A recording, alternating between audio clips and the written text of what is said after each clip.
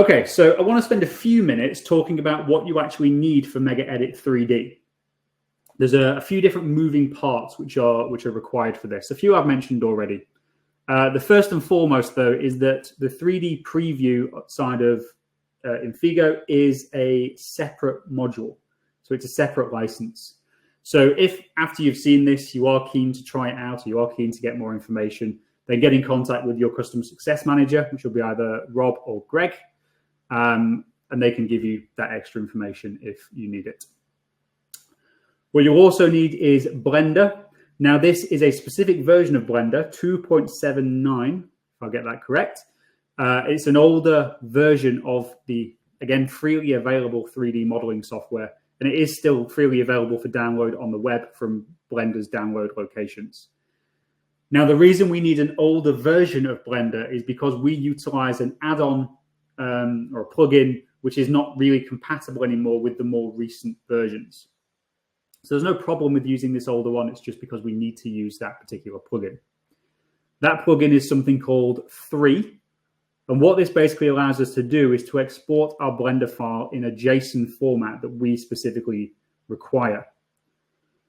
Now, as I mentioned, this add-on has been kind of depreciated over the years, and it's probably quite unlikely to be on the web. So if you do get to the stage where you have the 3D preview module and you want to play around with it, you can ask our team and we'll be able to provide that plugin to you.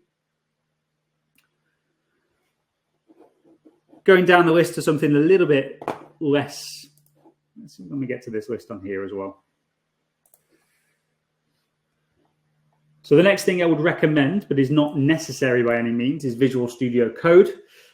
This just makes it a bit easier to do that couple of editable lines of code when you need to. So you can easily just use Notepad as well. This just makes it a bit clearer where you need to do those changes.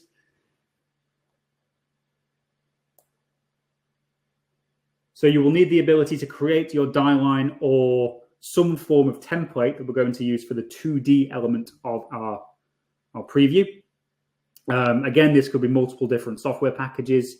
Most of you probably have access to Adobe Suite, so Illustrator or Photoshop is fine. You might have your own package, your own capabilities of creating die lines, whatever else. If you're in a pinch, even Paint might suffice for something basic.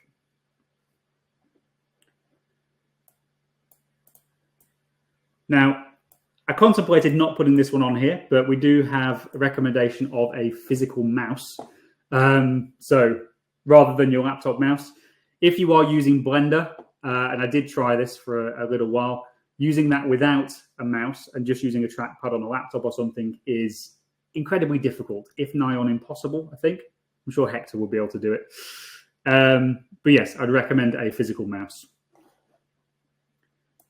You will need some MegaEdit knowledge. So especially the stuff I'm going to be talking about today, it is assuming that you've got some level of MegaEdit knowledge already. Things just like setting up your canvases, setting up default product configurations and all that kind of good stuff. You will need that. The sort of 3D preview element is just sort of a bolt on the end. Now, there is the Infigo Academy, which has loads and loads of resources on MegaEdit. So if you need help with that, we do have it in video form. And of course, if push comes to shove, you can contact our support team as well.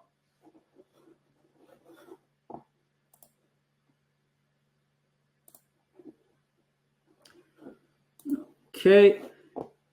And then finally, what I've put on here is Blender modeling knowledge. So if you are planning to create your own 3D models, you will require some knowledge on how to construct those using Blender.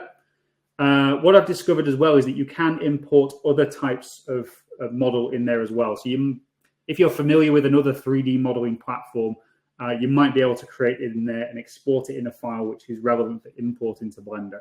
So the capabilities are there, and we can provide more information if required. You do also have the option, although it might need a little bit more thought, to download models from the open web. So there are various websites available where you can download these Blender models.